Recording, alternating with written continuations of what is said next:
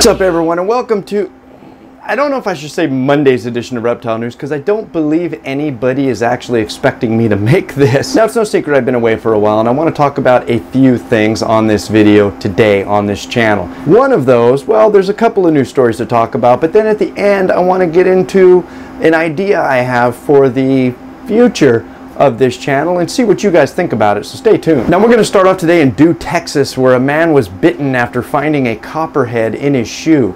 And I got to tell you, I'm not 100% sure whether this story is newsworthy. I actually read into the story and I tried to find out what the fate of the snake was, even though I couldn't find that out. But I guess the point is, watch what's in your shoe. Now, me, myself, I have a kind of separate phobia. I would glorify the day, if you will, that I found a snake in my shoe, but I am scared to death of spiders actually getting into my shoe. And I commonly, every morning just about, pick up my shoe and shake it out just in case there's a spider there waiting for me, because it terrifies me.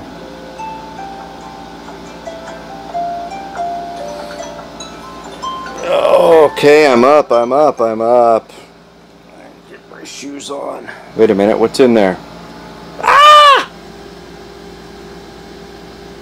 Now, this man in Texas was given a good outlook, but does say that the situation has changed him for the rest of his life on how he goes about putting his shoes on in the morning. And now we're going to talk a little bit about Chad Griffin and CCSB Reptile Rescue and Rehabilitation. Apparently, back in September, a little pressure was put on the reptile rescue, one of which I've never actually heard of before, after a 5-foot alligator was found in somebody's backyard. They say that they believe the alligator came from the CCSB Reptile Rescue and Rehabilitation, although Chad Griffin says otherwise. He says he does have all the permits and licenses to do what he does, and the government tends to agree with him. But the bottom line is they were forced to move, and apparently they were having a hard time doing so until the city of Kernersville stepped in and helped them out. That's the city of Kernersville. Now, I really like hearing about local authorities stepping in and helping out really anything reptile related, but it brings up a very, very, very good topic, and that is running reptile rescues and rehabilitation facilities out of your home. Now, generally speaking, this is something that I never agreed with. I always thought that a rescue and a rehabilitation facility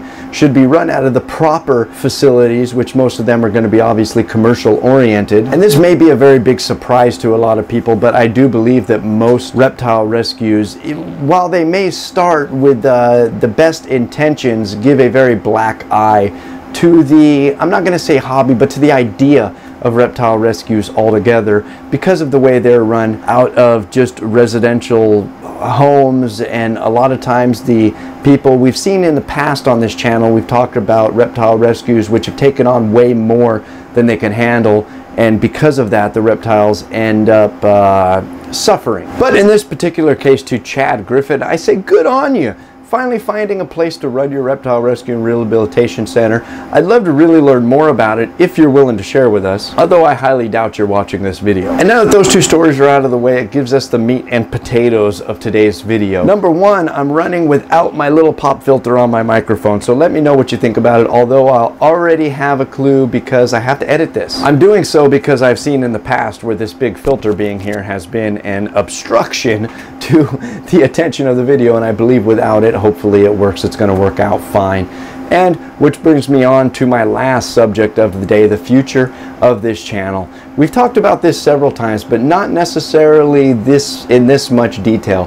I've really been thinking about consolidating. I've got so many YouTube channels out there. There's so many things that I like to do. I've got my vlog, my gaming channel, this channel, among several other channels, and I'm thinking about consolidating it into one channel. I'm thinking about bringing all that content over to this channel and sharing it with everybody. Of course, I'll segregate, if you will, those different videos into playlists, but I want to know what you guys think about it. Leave a text comment down below. Let me know what you think about consolidating all these different ideas into this channel.